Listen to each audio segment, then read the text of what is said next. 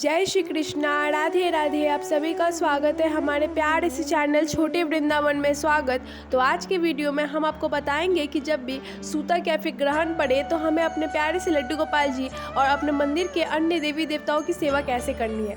तो चलिए स्टार्ट करते हैं इस वीडियो को और आपको बताते हैं कि ग्रहण के समय या फिर सूतक काल के समय हमें अपने प्यारे से ठाकुर जी की सेवा कैसे करनी है। तो आपको मेरी तरफ से जय जय श्री राधे।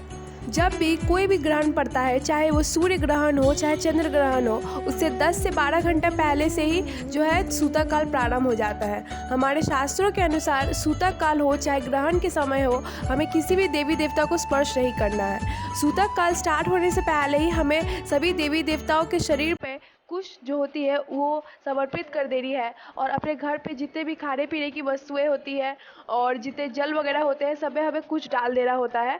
आप तुलसी पत्र भी डाल सकते हैं, लेकिन एक प्रॉब्लम ये हो जाती है कि अगर आप तुलसी पत्र डालते हैं कोई भी जल या फिर कोई खाने की वस्तु में, तो वो ठाकुर जी को समर्पित हो जाती है। और अगर आपके घर पर लड्डू गोपाल जी है और नित्य आप उनको भोग लगाते हैं तो आप ये तुलसी पत्र डाला हुआ चीज़ आप उनको वापस भोग नहीं लगा सकते हैं।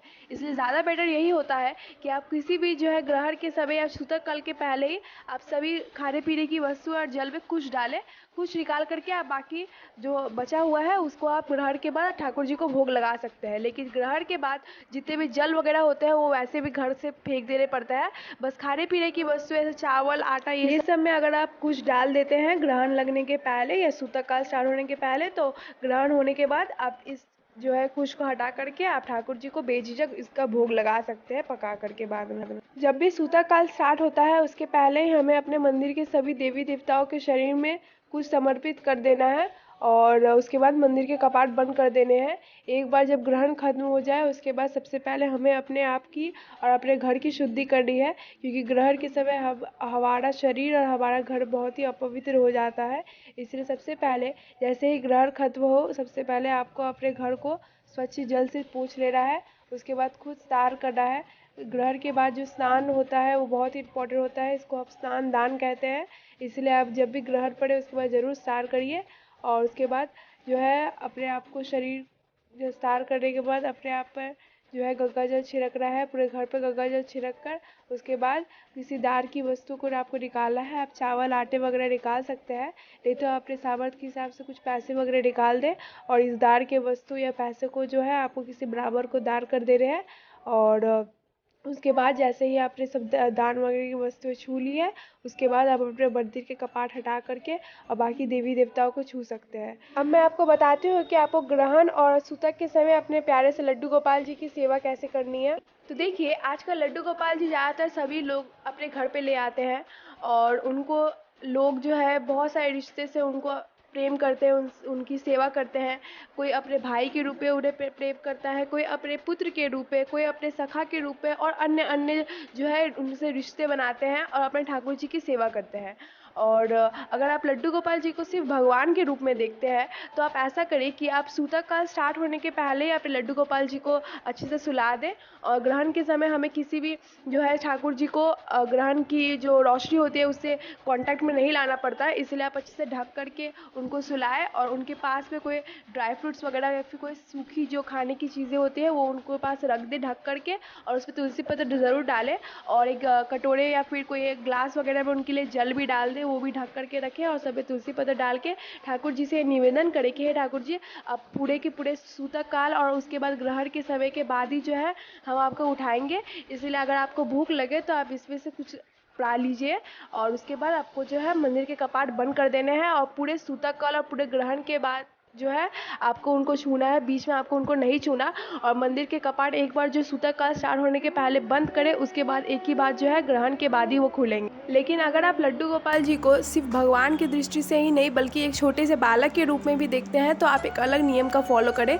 देखिए, लड्डू गोपाल जी इतने छोटे से बालक के स्वरूप में हम उनकी पूजा करते हैं कि बाकी अन्य देवी देवताओं के लिए जो नियम लागू होते हैं वो हम लड्डू गोपाल जी की अगर उनके ऊपर लागू ना भी करें तो कोई बात नहीं होती, हमें कोई पाप नहीं लगता जाता। और अगर लड्डू गोपाल जी अगर हमारे घर पे है और कभी भी सूतक काल या ग्रहण ऐसे टाइम पड़ जाए तो हम जो है लड्डू गोपाल जी को सूतक काल में उठा सकते हैं। उनको स्नान अगर आप कराना चाहें तो करा सकते हैं, नहीं तो किसी गीले कपड़े से उनके शरीर को पोंछ करके उसके बाद उनको धुले हुए वस्त्र धारण करवाए और उसके बाद उनको भोग लगा सकते हैं। देखिए, जब भी सूतक काल या ग्रहण पड़ता है तो हमारा शरीर बहुत ही अपवित्र हो जाता है। इसीलिए आप ध्यान रखें कि अगर आप लड्डू गोपाल जी को चाहते हैं कि आप सूतक के समय आप उनको उठाएं तो सूतक काल स्टार्ट होने के पहले जो है आपको उनको जो भी ड्रेसेस वगैरह आपको पहनाने हैं उनको स्नान ध्यान कराने के बाद वो आप ऑलरेडी निकाल लें, क्योंकि अगर आप ग्रहण के समय या सूतक काल के समय उनके धुले हुए वस्त्र छुएंगे तो आपको ग्रहण के बाद उनको सारों वस्त्र को आपको धोना पड़ेगा, क्योंकि आपका खुद का शरीर बहुत अपवित्र होता है सूतक काल और ग्रहण के समय। और अगर आप ठाकुर जी की किसी भी वस्तुएं को छूते हैं तो वो अपवित्र हो जाती है।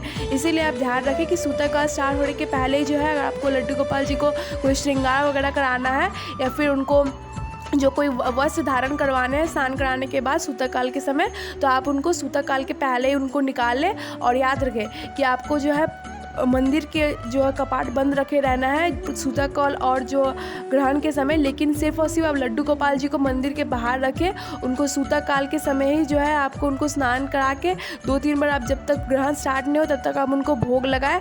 और वैसे भी ग्रहण के समय हम कभी भी जो है घर पे अन्न वगैरह नहीं बनाते, क्योंकि बहुत सारे लोग सूतक काल भी मानते हैं और पूरे सूतक काल और ग्रहण के समय कोई भी अन्न वगैरह नहीं खाते।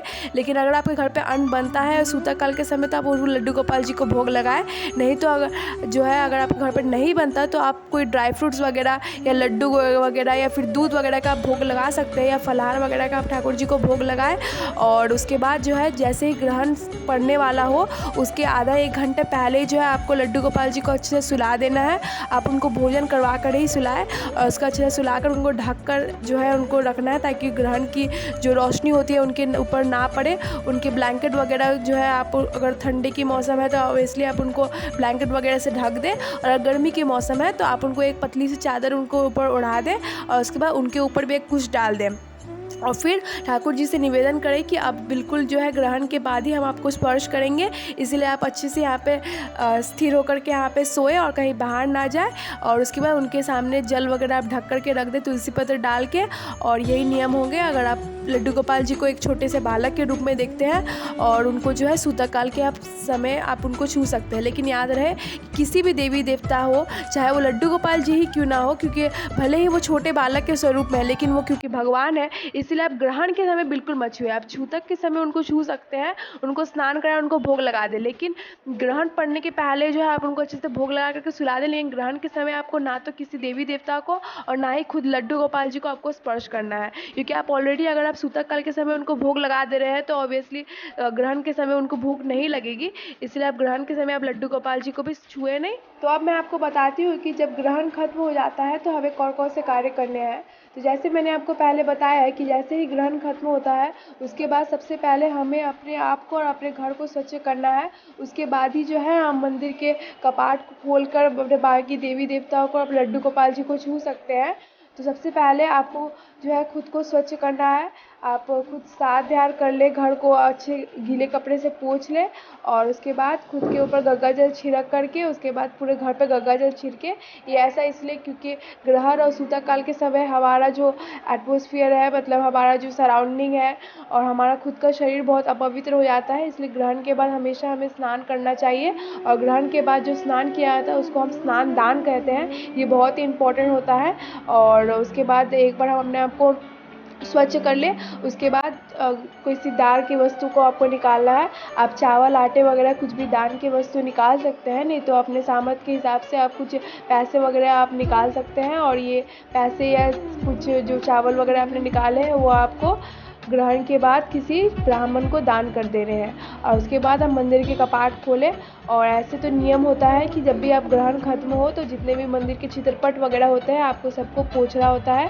और अगर मंदिर में आपकी मिट्टी के विग्रह है तो आप उनको बस गीले कपड़े से पोंछ लें। और अगर पत्थर या पीतल के कोई भी विग्रह है तो आप उनको जो है स्नान कराएं। और मंदिर में जितने भी ठाकुर जी जो भी हम विग्रह रखते हैं उनको अगर आपने कोई कपड़ा पहना कर रखा है, जैसे हम माता रानी को चुनरी पहनाते हैं और लहंगा वगैरह पहनाते हैं, तो वो आप सबको चेंज करना होगा। और जितने भी मंदिर में जितने भी विग्रह या फिर चित्रपट पे आपने जो भी कपड़े वगैरह लगा करके रखे हैं, मंदिर में हम ज़्यादातर लगाते हैं, तो वो आपको सबको चेंज करके उनको धुले हुए वस्त्र पहनाने हैं। और याद रहे, ग्रहण के बाद अगर लड्डू गोपाल जी अगर आपके पास में है तो उनको स्नान कराएं। बहुत लेट हो गया है तो बस उनके शरीर को पोंछ दे गीले कपड़े से, और नेक्स्ट डे उनको अच्छे से स्नान कराएं। नहीं तो अगर ग्रहण जल्दी बीता है, ऐसे अगर 2-3 बजे तक आपका ग्रहण बीत चुका है, तो आप लड्डू गोपाल जी को भी अच्छे से स्नान कराएं। और शालिग्राम भगवान भी है तो उनको भी अच्छे से स्नान कराएं। शिव जी के शिवलिंग जो होते हैं, बहुत सारे लोग अपने घर पे रखते हैं, तो इनको सबको आपको स्नान कराना है।